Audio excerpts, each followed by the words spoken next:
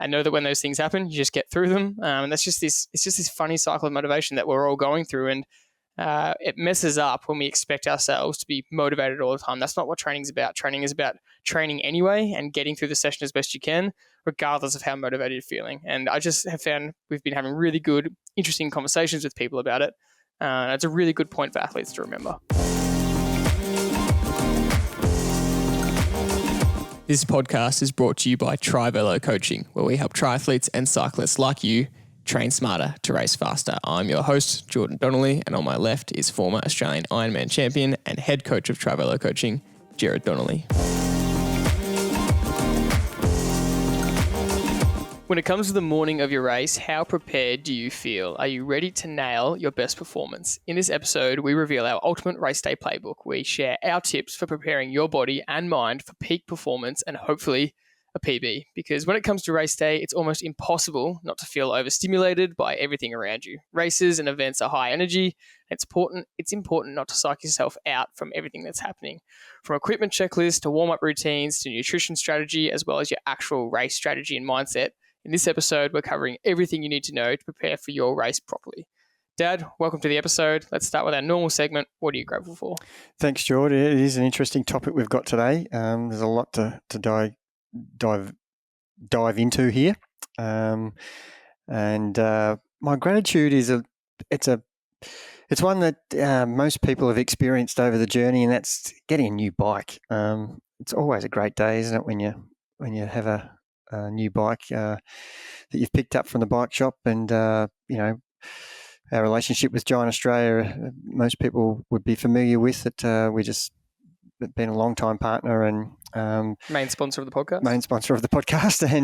And look, especially when we're heading to Belgium pretty much in the next week or so for the Spring Classics, which is very exciting, and I'm grateful for that too. That's two gratitudes in one day. But I'm really looking forward to riding a bike that's very almost set up better for the Spring Classics for the cobbles than the previous bikes that I've ridden at the Spring Classics. So I'm quite excited to be on a better bike this time round, and I'm interested to see what difference it makes to riding a bike that's not really set up for Spring Classics. And we all see what the pro riders do and how they trick their bikes up to suit the conditions of whether it's Roubaix or Flanders or any of the Spring Classics that have got cobbles on it. It is a different setup, so I'm quite looking forward to riding a bike that's actually possibly not going to cause my hands to be blistered for 2 weeks after the event, because the vibrations on your hands on a bike that's very rigid would be different to a bike that's got a little bit more give in it, I think. So I'm quite grateful for that from Giant Australia. So thank you, and look forward to testing it out in Belgium in a week or two. What always surprises me is how the bikes actually survive, because when you're riding on those cobbles, it feels like there's literally a jackhammer going into the frame, and you just think this bike is going to break at any second, and it just doesn't, and they're quite robust. So it's very impressive. I've got to say, George, before you go into your gratitude, is when I very first hit the cobbles, and it was, 6 or 7 years ago when we first went over there in 2016, and we were coming around the corner, and this was my first landing on a cobble. I could not believe how violent the bike was just getting banged around, and I thought, this bike is not going to last 10 meters, and I was in shock at how violent the actual ride was. And of course, I had the wrong bike. I had my tires too tight, and so I was doing lots of things wrong. But geez, it was such a shock to my system, and how bloody violence is the only word that I can explain how it felt when I first hit that first set of cobbles. And you were probably the same. I was warning you that's what's going to happen. And yeah. You can warn me as much as you like, and it still doesn't prepare you. That's right. My quick gratitude is actually for our family dog, Millie, because you went away up north to see the new grandson of the family last week, and I went home and picked up the dog, and I've been looking after the dog since then, and it's just been really nice to have Millie around the house and taking her for walks, and she's a very friendly dog, and everyone loves to say hi, and she loves everyone, so grateful to have had her for the week. What's caught my attention is... you actually go first. What has caught your attention, Dad? But funny, whilst I was up in the Sunshine Coast in Australia, in Queensland. That's really identified to me. They've got such high humidity at the moment, and I'm very not used to that. And my Garmin was telling me I was 2% heat acclimatized, which was a bit unnerving, really. Anyway, I went out for I was there for 10 or 12 days, and the second last day it was 100% humidity and it was 34 degrees, and it happened to be the same day as the Mooloolaba Triathlon, actually, on the Sunday. And I was out with your brother Liam, and it just hit home to me, how we can underestimate the impact of heat, and trying to train or race in the heat, and we just underestimate how we should be adjusting according to the heat. And what do I mean by that? I mean, if you want to ride, for example, 200 watts and you're in the Mooloolaba Triathlon, we were only doing zone 2, so it was quite straightforward.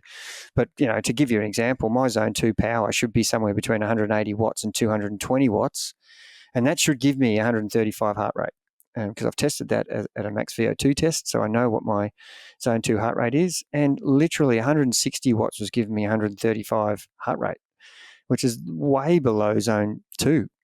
So I had to adjust, and I was still getting the training effect. The heart rate was where, at the top of the range. It's just that the power had to be dropped back. And that's an example of when I was talking to some of the athletes who'd done the Mooloolaba race. They were saying that in a 10K run, they've never seen so many people walking in an Olympic distance, because they hadn't adjusted to the heat. And if you're expecting to run 6-minute K pace, and it's, those conditions are horrendous, you should adjust to 6:10 or 6:15 or wherever your threshold heart rate is taking you to. And that's where heart rate is really helpful as a metric. And, it's not the be all and end all, but it can be used on conditions where you actually need to pay attention to. So the pace you're running at will be dictated to by your heart rate. Whereas normally, if the temperature's absolutely normal, you could rely on the pace to be the guide, and the heart rate will be whatever it is. But if you try and run 6-minute K pace and your heart rate's 10 beats higher, you're going to struggle at some point in that run. So, yeah, that's what caught my attention. And, just underestimating, we all know and talk about it, but do people actually react and do something about it? That's what I'm trying to get the message home is, we all know that, it's hard to train or race in the heat, but what adjustments are you making? That's a really great point, and we do know it, but we still get shocked when it actually happens. And like you said, you forget, and you expect yourself to be able to go normally, and that's the worst case scenario in a race, when you are expecting to go to the exact same pace that you would do not in the heat, and you get the shock of your life. And really adjusting those expectations is absolutely key.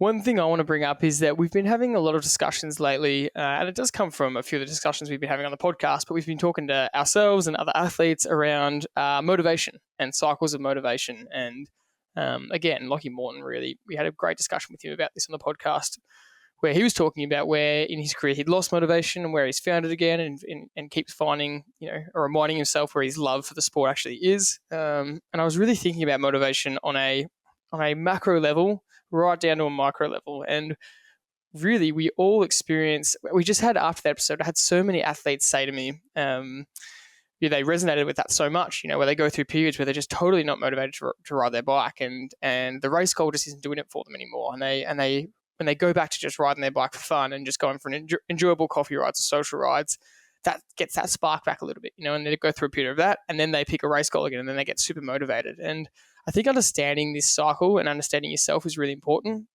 And it does start at a macro level and go down to a micro level. And what I mean by that is, I feel like you can go through a motivation cycle within a single session.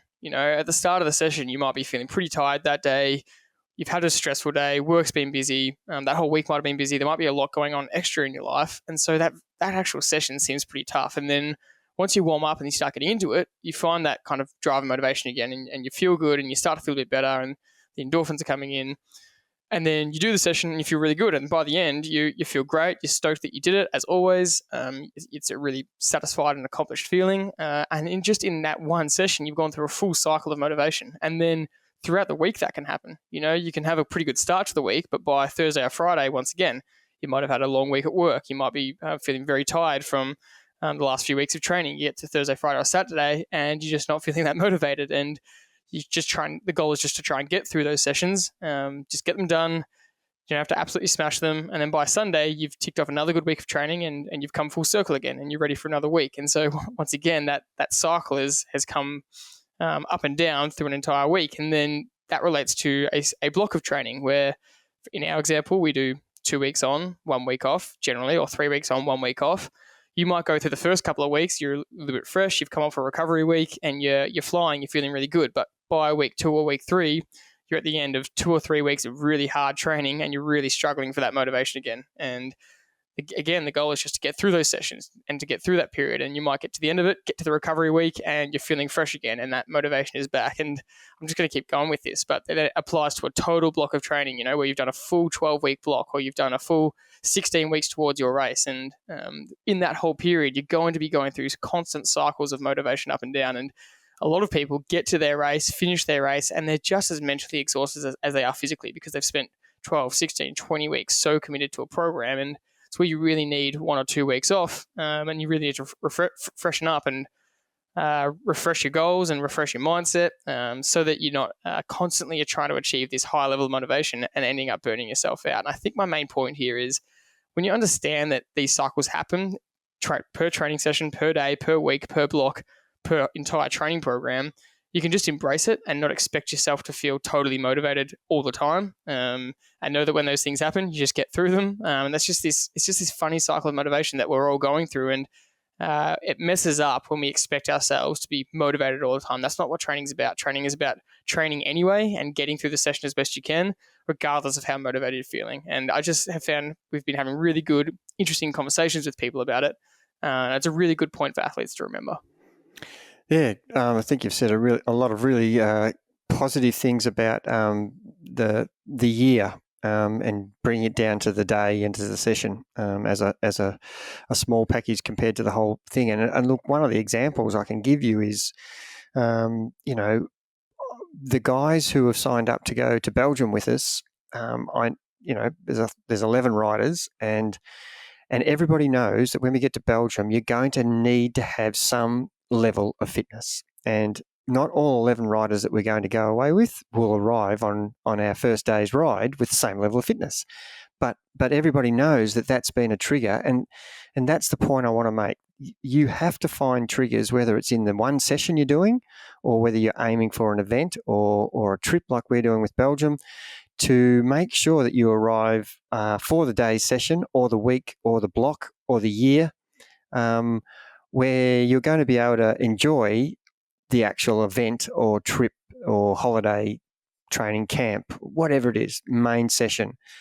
You just have to do all these things in your mind to, and I use the word trick yourself into preparing. And the level of your excitement, and we call that word motivation, that's pretty much what it is. Are you excited to train today, or you're just zero excitement? And you've got to use some sort of strategies to actually get your mind to concentrate on what you're trying to do for the end goal.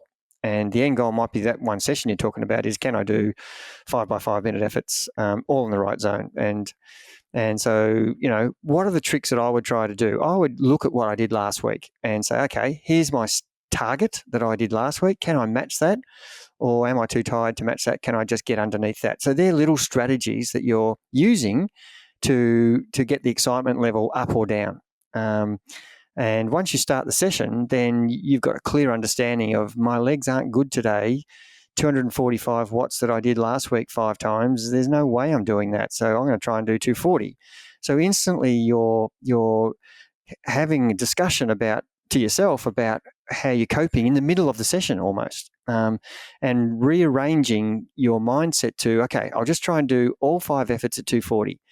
And then after the second effort, you're going to go one or two ways. 240 is going to be comfortable and you can go back to 242 or 245, or you're going to go 3 ways, sorry. You're going to go, this is all I can do. I'll stay at 240 the whole way, or I'm going to fall back to 235, 230.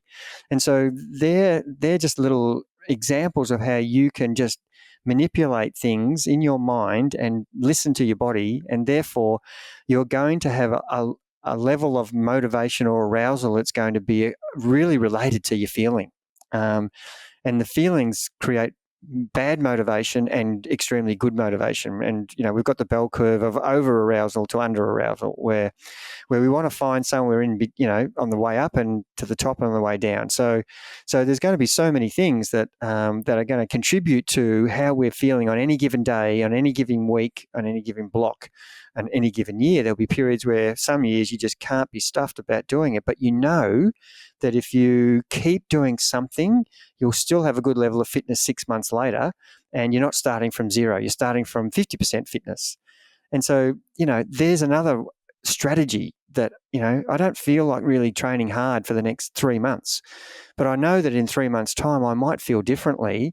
And if I just keep something going with the fitness, I'm not going to start from zero. And they're examples of what can happen over people's cycles of their recreation, whether it's a marathon runner or a long distance swimmer or a triathlete or a cyclist or a time trialer. You've got all these different sports where you have periods where you're not going to feel it like you are feeling it at some particular stages of your life. And so the big key thing that I think that we don't do well is we don't think the big picture all the time. So if we concentrate on the stepping stones of what can I do each day to just keep that ticking along, rather than thinking my next event's not for 11 months. I don't need to do anything, in the next 4 weeks. Whereas that's the wrong way to think about it. If I just keep ticking along really easy in the next 4 weeks and there's no hard stuff, I'm actually going to be better off in 11 months' time. And that's what I'm trying to get that message across of, if you think of big picture, then the small stepping stones along the way, that's easy to motivate yourself. All I've got to do today is go for a 30-minute run, rather than, this block of training, I've got 7 hill repeats, I've got 2 sessions where it's intervals, I've got 3 sessions where it's this. If you keep thinking too big, then you're going to be struggling with the day to day. So have the big picture as the end result, rather than I can't do the training because the sessions or the main event's too far away, and all I need to do is concentrate on the day to day. So I think the point you make is really, really a good one, and it's something that if we can really get in our heads that there will be good and bad periods along the journey, and as long as you understand that that's what's going to happen, you just need to have strategies that are going to enable you to get through each day and each session. Totally agree. Let's get into the topic of today, and that is actually getting to race day and crushing your entire race day strategy. Because when you get to race day, you wake up, you're filled with a total range of emotions: excitement, nervousness, anxiousness, motivation, as we've just spoken about, a drive to do well, a hope that all your preparation has been good enough, anticipation of the result you're going to get, and there's so much involved. And on the actual day, we want to go through our blueprint of how to get the most out of the day and how to make sure that you're ticking off the things necessary to set yourself up for success. So before we get into the actual day, there's a few things that you have to make sure you've done before you get to the day, and these are the things that we assume you do well, but we're not going to cover, which includes pre-race testing to find your race day goal numbers to stick to, the taper phase, which is very important and slightly different for everyone, and of course, good preparation as a whole. You've done a good training program that's specific to the event. You've had good preparation in the days prior. You've had good sleep for a few days. You had good nutrition. You fueled up, and then when it's time to wake up on race day, I guess, Dad, take us through how you start preparing as soon as you wake up on race day. How do we make sure that we start off on the right foot and do everything we need to set ourselves up for success? Yeah, I suppose the checklist is the key, isn't it? If there's a lot of things have to happen the day before. There's no doubt in my mind that it's no good waking up and then just jumping into action. I think you need to go to bed calm, that you've got everything that you need to race with the next day all sorted, and we can list off 50 things in that checklist. Bike, helmet, Garmin charged, batteries charged on your bike. There's so many batteries on a bike nowadays, with the gears and with the power meter and with your actual bike computer, your watch, your goggles if you're a triathlete. Making sure you don't leave anything at home, getting to the race with one wheel that's still sitting at home on the driveway that you forgot to put in the car when you're packing the bike, forgetting your shoes, forgetting your helmet, all those things, they have to be done the night before so you can go to sleep comfortably knowing that all you've got to think about is I need to get up at this particular time and work backwards from your start time. And I'm a big believer in getting there way too early. I would so much rather be there early than panic, because the drive and the parking, don't underestimate how that can flip your whole morning. If the drive takes long and there's more traffic, and then when you get there, there's nowhere to park. And instead of getting there, you've allowed half an hour to get yourself into the bike compound and get everything ready. Now you've got 4 minutes because you haven't been able to park properly. So they're things that you want to eliminate. And obviously, the earlier you get there, the more parks that are available. And, if you're lucky enough to get accommodation that's actually on the circuit, that is such a game changer, where you can just walk out your door and walk to transition. And, there's so many. Well, we just went to Huskisson and in New South Wales, and we when we book accommodation, we try to get it as close to the transition area as possible, so that you're eliminating parking. And these are things that they're part of preparation, aren't they? That you need to get right. It doesn't have any effect on your actual competition performance, but it does have an effect because it creates more anxiety. And I have that butterfly feeling in my stomach enough about the race that I'm going to do without, I can't get to transition in time, running out of time. My stomach is just, I'm feeling sick because I've left too late, not enough time to check my tyres and get the nutrition and put my towel out properly. And, these are all the things that you really need to not be panicking about, because there's enough energy being wasted already with the thoughts about what's going to happen with your actual race itself. So try to eliminate the anxiety and the energy expenditure, because the more the adrenaline's flowing, the more fuel you're burning before you even start. So don't underestimate how influential that is. And it reminds me of, since I've started using my Oura Ring again, my HRV reading. When I get to race day, my HRV always tells me on race day, don't do any exercise today. Your anxiety levels or your fatigue levels are through the roof. Your readiness score is its lowest possible. And I know that I'm ready to race well that day because that's I don't know how it's doing it, but it's picking up my anxiety, my adrenaline, my stress levels from wanting to perform well on the day. And I don't feel like I've got those high stress levels, but every time I come to a race day, my Oura Ring reads the same. And in hindsight, I perform well, so I'm not listening to the Oura Ring to tell me not to race today, because I know that I do race well. It's just that there must be some stress levels being measured. So, HRV is the time between each heartbeat. So obviously that adrenaline is affecting my HRV number to a degree where it's telling me that I shouldn't be doing anything. So don't underestimate how important the pre-event details that you have to tick off will have an effect on your energy expenditure and your anxiety and adrenaline rush. I guess the main point there is that, like you're saying, you're already in a heightened state, adrenaline-wise, stress-wise.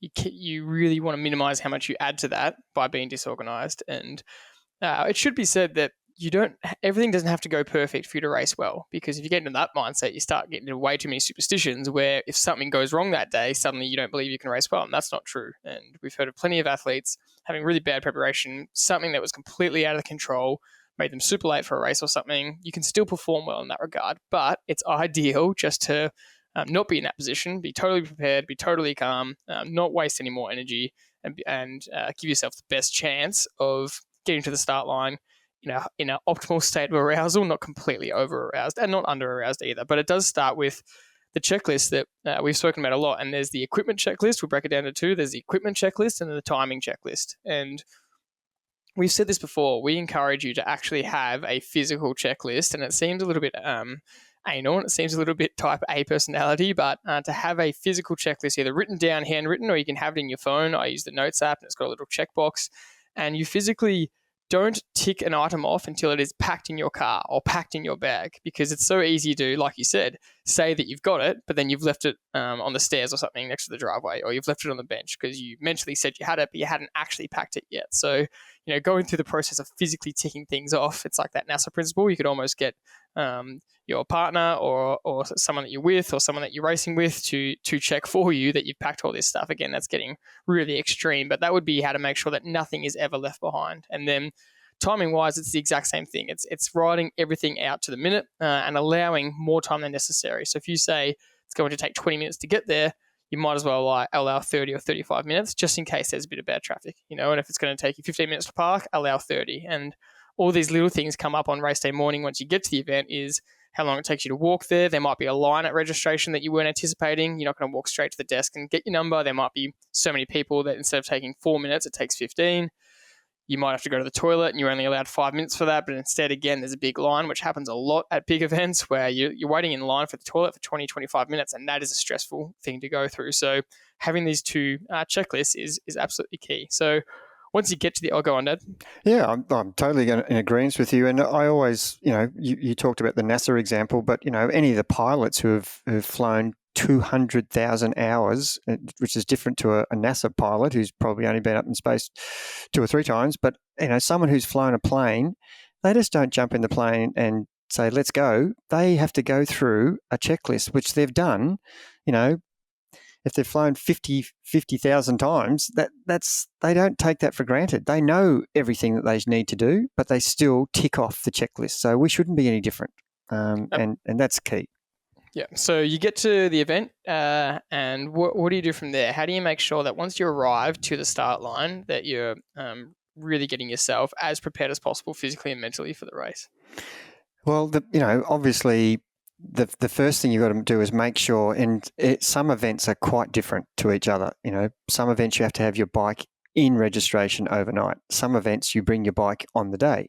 So if you're in the second situation where you're bringing your bike with you, you've got to get your little area all organised, and go and find where your bike is going to be racked, and get your equipment all set out nice and neatly with your towel and your shoes if they're on the bike with an elastic band, or if they're on the ground, you're going to put them on, your helmet and your sunglasses and your gels, and making sure that you then stand back and see, where is my bike racked? What identifying features can I know that when I come out of the water, that I can just go straight to my row, and making sure most of the rows are numbered. So if I'm on row 18 and I'm halfway down, I just remember at Huskinson, my rack was parked right at the edge of the bike compound, and there was a tree. So as I was coming from the swim up this long, it was literally 70 meters long, this bike rack, and I was just running towards that tree because I knew my bike was underneath it. And I didn't waste another 10 seconds worrying about where my bike was. Just little things like that are going to take, taking notice of where you are, and then making sure that you have either asked someone or talked to someone or gone and found out where the direction is that you go from the grabbing your bike out of transition. You don't grab your bike and turn the wrong way. You're clear in your mind that this is the direction I have to go. There's the bike exit, and then, that's the example of the bike, and then the run's the same. Coming back in off the bike, there's the tree, there's where my bike's racked. Get everything off, and then which direction do I go for the run exit? And knowing where the finish line is. And if you're in an age group competition where you're trying to do a PB, or you're trying to actually get on the podium, not knowing that there's only 400 meters left instead of 40 meters, that can make a difference to how much effort you put in that last section of the run. If you're in that state where you're still running well, you want to know where the finish line is exactly, so that you can measure your effort from 2K out, a K out, and 500 meters out. That can be the difference.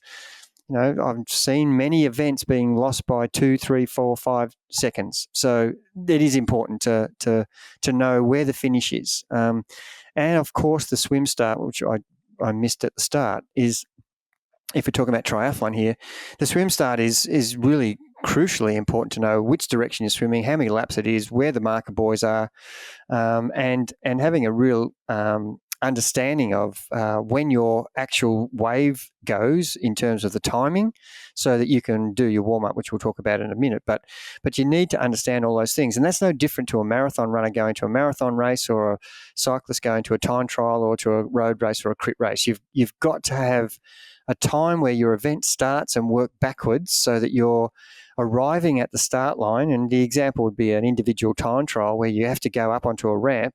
You need to be there warmed up to the minute. So you should allow yourself maximum 5 minutes from the end of your warm-up to standing there ready to go onto the start of the time trial ramp. That's just an example.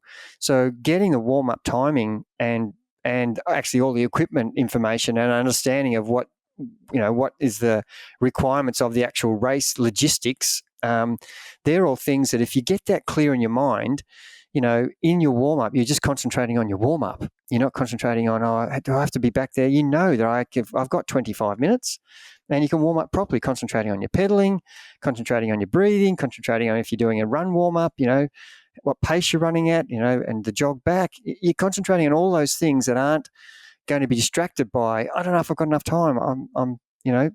I'm confused as to what I should be doing next. And having that relaxed calmness, it all comes from the preparation, and getting all these things really down pat. And the more times you do this in racing, the better you'll be for your A race. So that is one of the things we talk about, is doing some other races or training brick sessions where, for example, we have some time trial races here in Melbourne where I run them as just a private race. There's no road closure or anything down at Beach Road. And I'm giving people in an email the day before the start times. I'm saying, Jordan, your start time 6:30 a.m., my start time 6:31, someone else's start time 6:32.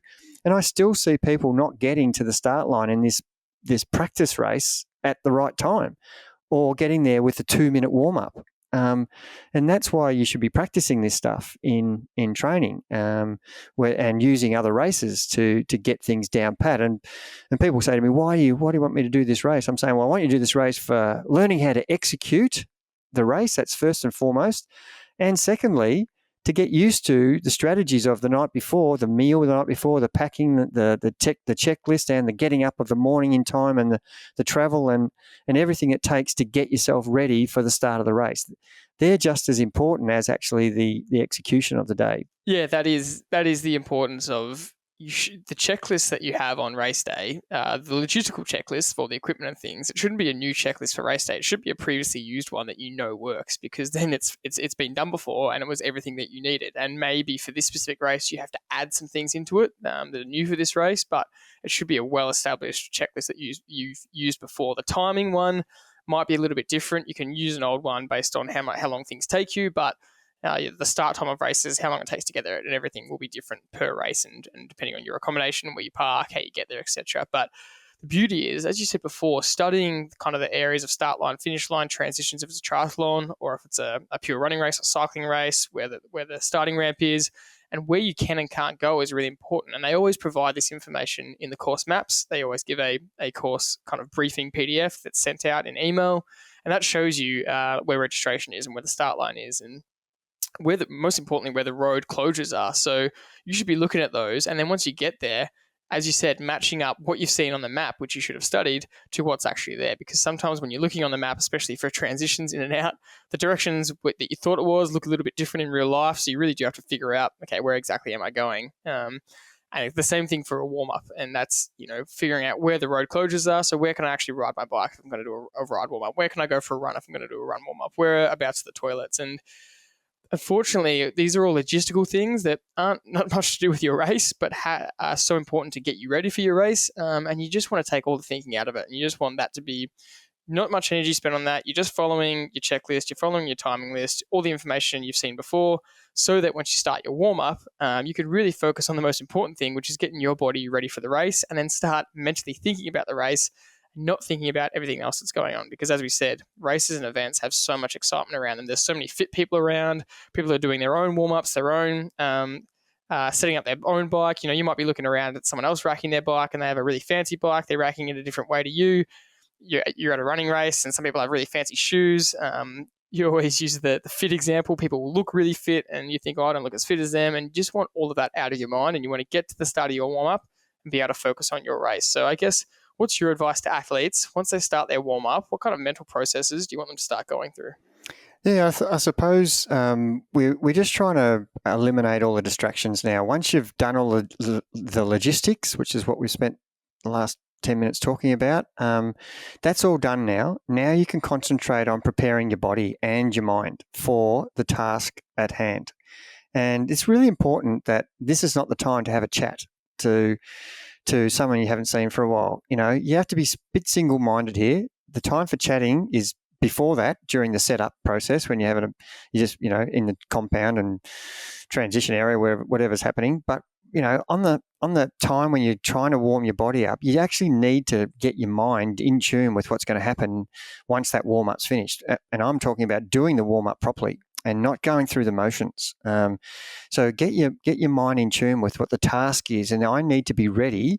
And we've got so many examples of people who aren't ready for the race, and they're spending the first 5 or 10 minutes of the race getting their body to a ready race phase. Whereas if you do your warm-up preparation right, the minute you start the timer on your watch, whether you're a runner or a rider or a triathlete swimming, you're actually ready to race at the pace you want to, and not spending a whole chunk of the actual event getting your body up to speed.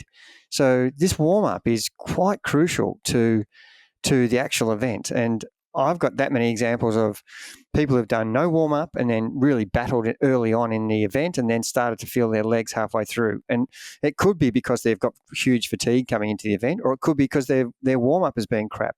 We don't actually know the real reason, but predominantly I would get most people who have not performed well have had a very poor warm-up. And ironically, the people who have done well in the warm-up don't seem to have that bad a start to their race. They hit their numbers straight away, and they may fade later on if they're not, if they're too fatigued from training up into the event, or they're not tapered well enough. But that's a different scenario. So we really might want to make sure that your mind and your body is ready to go when it really matters, and that's when the time starts of whatever event you're doing. Yeah, spot on. And I guess from here, let's say you do your warm-up, which you would have practiced in training many times and practice races. You're getting your mind switched on. You're starting to visualize the race, how it's going to pan out.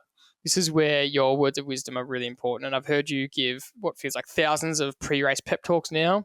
What are the key things that you're trying to remind an athlete of that when they get to this point and they're somewhere between the last 5, 10 or 15 minutes before the race in that final part of the warm-up phase, what do you want in their head that you've reminded them of the day before you've done the pre-race pep talk?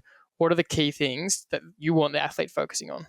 Yeah, well, the first thing is I want them to be that relaxed that they know that they've got a really good plan in place. And if you're standing on the start line of a 1,500 meter track event, or on the beach for a half Ironman or Olympic distance, or a marathon runner or a cyclist who's standing there, you want to have the calmness about what's going to happen next, and then your sole goal is to concentrate on the strategies that are required from that event. That's what you should be thinking about. Is you've seen a skier in the Olympics who's about to do a jump, and they're standing there waiting for the jump, and they're going through the routine. I'm going to do that. In their mind, they're just actually running over the routine of their tuck, their extension, their triple back, somersault, and then the land. And having that over in your mind is going to give you some sort of thing to focus on whilst you're standing there. Some people want to talk to each other because they're quite nervous, and it's nervous talking that's going on. You need to be, not rude, but you need to be in your zone where you're just tuning into what's going to happen next. And if you're a runner and you're on the start line of 1,500 meter and you want to run the first 200 meters at a pace that's not going to go at breakneck speed, and everybody else in the race is going to run way too fast, you can be concentrating on that. And then, you're thinking about what's going to happen next. That's, as a swimmer in a triathlon, you don't want to sprint into the water and get your heart rate up. Unless you're an elite professional, then you need to do that to stay with the bunch because you've practiced that. But as an age grouper who's just trying to get through in a PB, you're trying to keep your heart rate even the whole way through. So evenness and efficiency to getting into the water and starting your swim pace at the pace you want to swim at for the whole duration of the 1500 or 750 or 2K or 4K, whatever the distance is. So your mind is totally focused on what is about to happen next. So you've got that calmness. I've got a race plan, and I know what that plan is. And then you've just got to think about how am I going to execute it. Just like the ski jumper, just before he does his jump, he's absolutely concentrating on what is going to happen in the next 2 minutes. And that's as far as you should be thinking. You should be thinking, I am going to be starting this 1500 meter at this pace, or I'm going to start this marathon at 4-minute K pace, if that's what my pace is for the whole marathon. That's my sole intent that I'm going to think about now. If I'm a triathlete, I'm going to think about the swim. And then once I'm in the swim, I'm getting towards the end of the swim, I'm going to think about transition. Then I'm going to be on the bike thinking about my bike power. Then I'm going to think about transition again. Then I'm going to think about my running pace. So you need to think about what's happening to you, not only down the track, but in the actual, the now. And so just before the race starts, you should be in that cone of silence where your thoughts are calm and confident that you've got this race because you've prepared yourself, and remind yourself of the hard training stuff that you've done. If you're standing there in an Ironman on the beach, you've done a lot of training to get to that point. I'm presuming you've done the right training to get to that point. And if you have done the right training and you've got your race plan and strategy really dialed in, you should be very confident and very relaxed. And all you should be concentrating on is what's going to happen in the next 2 or 3 minutes. Knowing that once you start the event, your mind is going to go into overdrive and you're going to concentrate on what my swim stroke's looking like. Am I following someone with the bubbles as a marathon runner? Is my first 500 meters at 4-minute K pace, or am I stupidly running at 3:30? And they're the things that you should be concentrating on. The in the moment thoughts that are going to enable you to get the end desired result, and not think about, I hope I get the end desired result, and keep saying that over and over again. How am I going to go? I hope I get the result I want. How am I going to go? That's what you're thinking about. Well, they're the things that are going to cause more anxiety, burn more energy, and stop you from concentrating on the things that are actually going to get you the desired result, which is the technical aspect of the swim, ride, or run that you're about to start. And that's kind of what the last bit before the race starts should be about. It's funny, we talk about this a lot, but when you're nervous or you're anxious, it's because you're wondering if you're going to hit the goal or not. You're not sure what's going to happen. It's that almost that fear of the unknown. Whereas when you're process focused, exactly what you're saying. What is my plan? What am I doing in the next 2 minutes? What am I doing in the 2 minutes after that? You're just focusing 2 minutes at a time, or 5 minutes at a time, or segment at a time of the process. It's almost impossible to feel that anxiousness or feel totally overwhelmed by it. Because your mind just isn't focused on it. You're just not distracted by it. You're focused on the process at hand. Whereas if you're not doing that and you're focused on what you just said, you're all over the shop. It's interesting. Most of the people who get this right, and after we have our post-race analysis, they'll say to me, I can't believe how quickly that race went. 1 minute I was in the water, just concentrating on my swim stroke and my breathing. Next thing I was in transition, I was on my bike and I was just concentrating on where I was on the course, whether it was a headwind or a tailwind, what my power was, how my cadence was. And next thing you know, I'm back in transition and I'm running. And all I've got to do is concentrate on my run, and there's the finish. And, it's a half Ironman that's taken them 4 hours 50, yet they said it went as quick as they've ever experienced anything. Why? Because they were focused on what was happening at every single second of the event. Mentally, they had their plan that they were just playing out the whole way through. Things that they'd learnt in their training and that we discussed before the event, they were playing that out in their mind, and then they were executing it physically in their body. Now, we don't normally want to talk about negatives or things not to do, but in this case, it is important to remind people sometimes of mistakes to avoid. And you do make sure you mention this to athletes, and you say, I definitely don't want you to see you doing X, Y, or Z. So what are those things that you're kind of reminding athletes just to avoid some key mistakes, just to make sure it doesn't ruin their race? I suppose the main thing is to follow your strategy and don't get put off. I do say this a lot. You will find, I'm going to use triathlon as an example. I could use marathon running. If your strategy is for a marathon to run 4-minute K pace, we'll use that as an example. And the majority of the field in the first kilometre are all running between 3:30 and 3:40 pace. That means most of the field are passing you. And so that is quite off-putting. You start questioning, am I running too slow? What's wrong with me? But you've just got to remind yourself that no, you look down, I am running 4-minute K pace. Every other percentage of the people in this race have got it wrong because not everybody can run 3:30 or 3:40, yet they're doing it in the first K. And you'll find that there'll be 6 or 7 people who can run that pace if you're doing a marathon. And the other 1,700 are supposed to be running 4:30 or 5-minute or 5:30 or 6-minute. But because we all act like sheep and we're not concentrating on our own race strategy, they're just going with the flow. So that is one of the things that there's the biggest mistake is getting sucked into someone else's pace right at the start. And in running, that is really hard to do. Imagine you're in an 800 and you want to run 4 30-second efforts and the bunch goes through the first 200 in 26 and you're 10, 15 meters off the back. It feels embarrassing. You feel like you're doing the wrong thing. But, go forward another 600 meters and you're already 4th place, coming into 3rd, coming into 2nd because you've measured your effort better.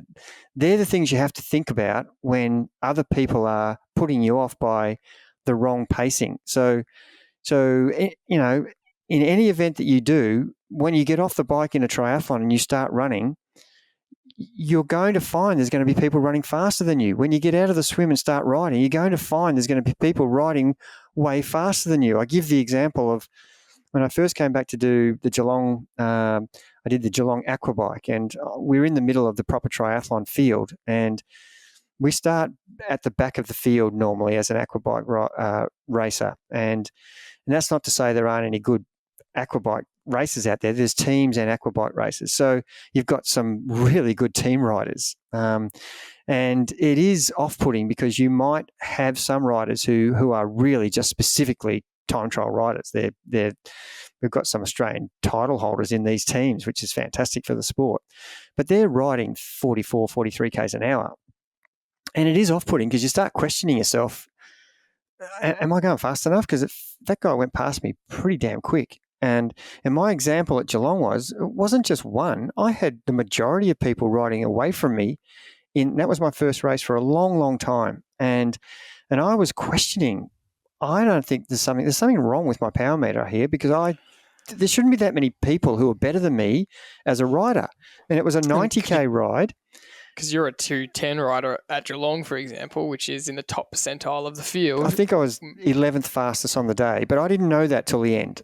I just presume, I was saying to myself, boy, the standard of riding is improved in triathlon. That was what I was thinking. And this is where I am. I'm staying at this number because this is the number I'm going to race at. And we had a tailwind out for the first, I think it's 20K out and 22K out and 22K back. So it was tailwind out. And as we got to the turnaround, I think I'd had 400 or 500 people pass me.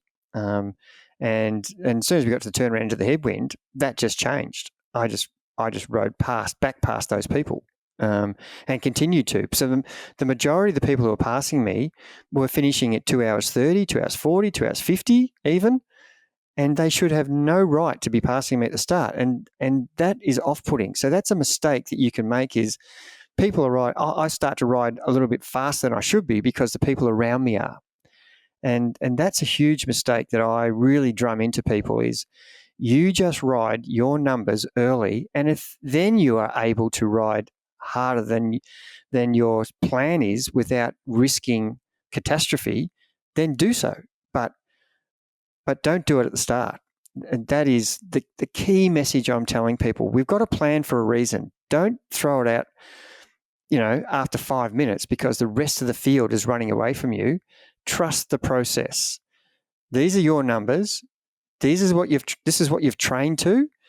don't have numbers that you're racing above that you know you're capable of doing. That's later on in the race. That's when that comes into play. You want to do a PB, but you won't do the PB by doing a PB in the swim or doing off the start line as a marathon runner running 3:30 and expecting to be able to hold 4-minute K pace when your first 2 or 3 Ks 3:30, because the last 4 or 5K in a marathon will be 5 minutes or 6-minute K pace. That's what's going to happen. So that's probably the key thing that I want every person out there to think about. It's okay to be getting past, and the other people's pace is not your pace. And if you think that just because the majority of the field are doing it, they must be right, think again. They're actually mistaken. You're in the minority.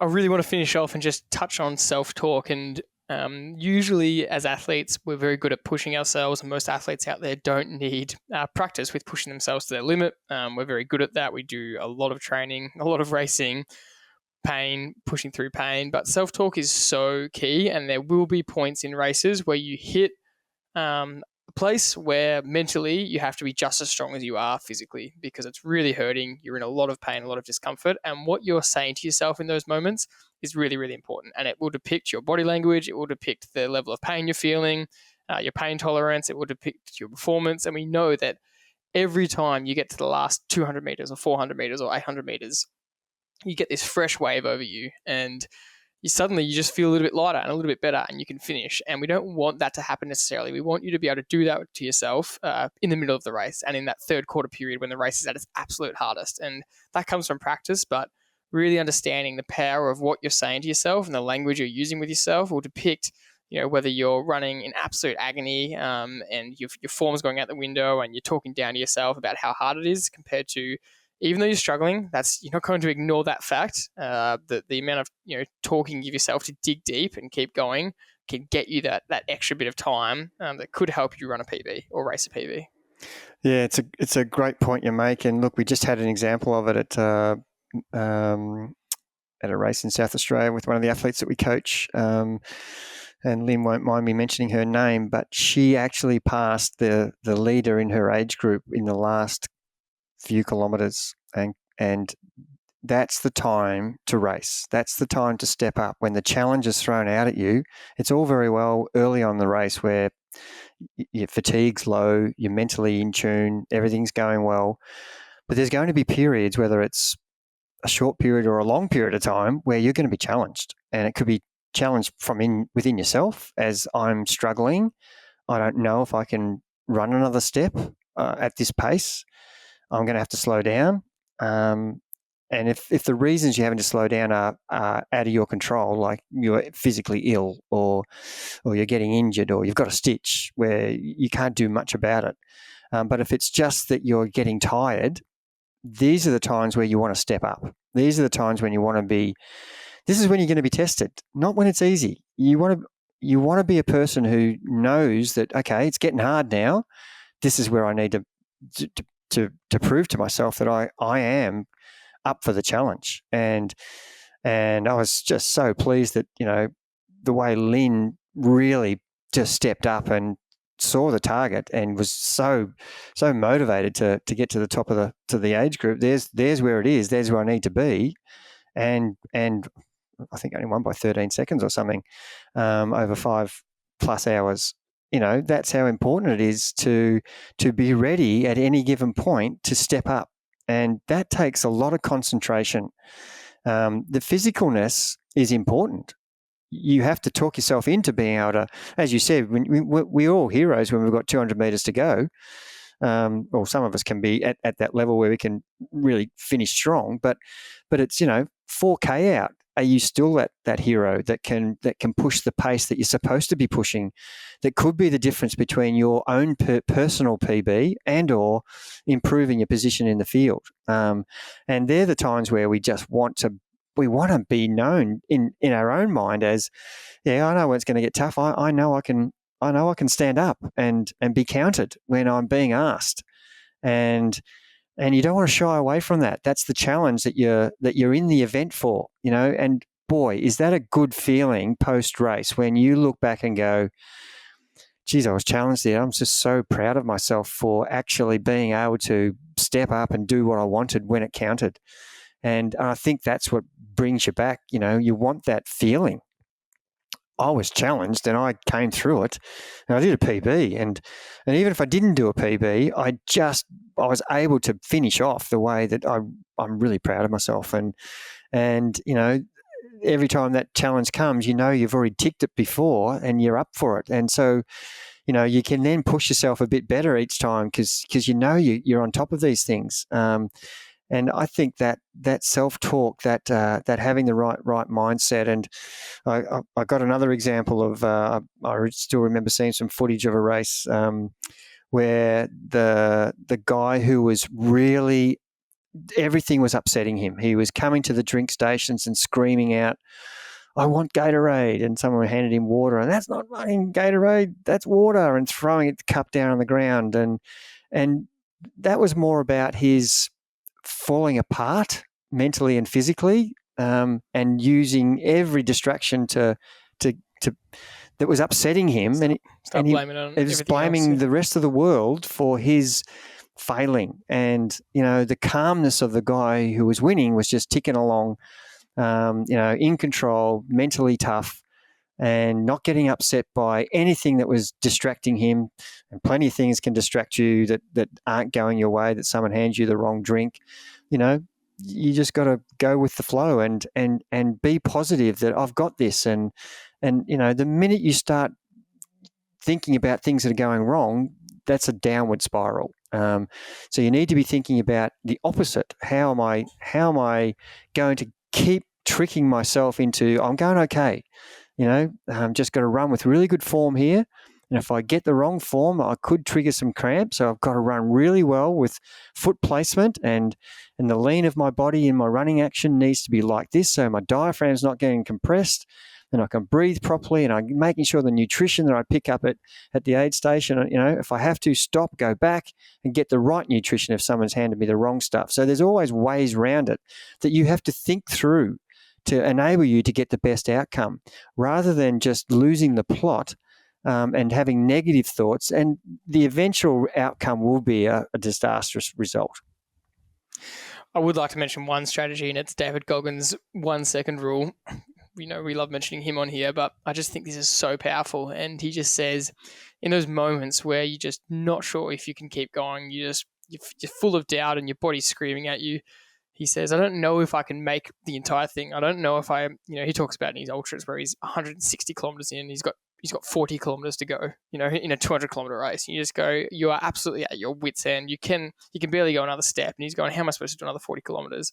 And he says that. He says the 1 second rule is, I don't know how much longer I can go for. I don't know what my absolute limit is, but I know I can go for one more second. And at this point, I can go for one more second. And it's just one more step at a time, or one more second at a time. And if you've got 6K to go in your Ironman or your half Ironman, and you are on that limit, and you think, this pace is going to be so painful to hold for the last 6 kilometers. You don't think about the whole 6 kilometers. You just think about 1 second at a time. Just hold this pace 1 second at a time. And when you keep doing that, suddenly you find, 500 meters has passed again. Now there's only 5.5K to go. You just keep going 1 second at a time. And I just really love that principle. I think that's a good strategy to use and to practice in training and racing. To think that we're going to go through an event, and I don't care what your sport is, where you're not going to be challenged, you're naive. You are going to be challenged at some point, whether it's a mechanical challenge, a physical challenge, or a mental challenge. There's going to be something that isn't going well. And there, ironically, is very few experiences where people have just sailed through events and got the outcome they wanted. And they're the days that you dream of. And it does happen. But believe me, the majority of people are going to be challenged that I don't know if I can actually finish this event. And I'm physically at my limit. And, I think I've told a story where I did the Stratford to Dargo road race where I fell off my bike, and I don't remember any of it. Falling off the bike on this climb, and getting up and walking up the hill with my brother in the car behind me yelling out, are you going to ride your bike or are you going to walk to the finish? And that's a mindset that I look back on with almost pride, that my determination was so overriding everything else. Well, if the bike wasn't going to help me, I was going to walk. And, that's a mental approach that you can have no matter what. And if you think like that, there's hardly anything that's going to stop you. And you can have that mindset of strength and toughness, but to a point where it's got to be not unhealthy. And I look back on that going, well, that's a little bit unhealthy. That's going way beyond the level of where you should be pushing yourself. But it just proves that I know that I can push myself way more than I thought I could. From that point on, I don't have fear anymore about my ability to tough it out when it gets tough. And I don't like to boast about that, but that I think that is a strength that you can have and develop in your training and in your racing, that no matter what happens to you, you can deal with what's thrown at you. And I think that probably would sum up how best to go about something that you're trying to prepare for. It has to be not only a preparation, but the actual doing in the event. That's a great way to finish. As always, thanks for listening to this episode, and we'll see you on the next one.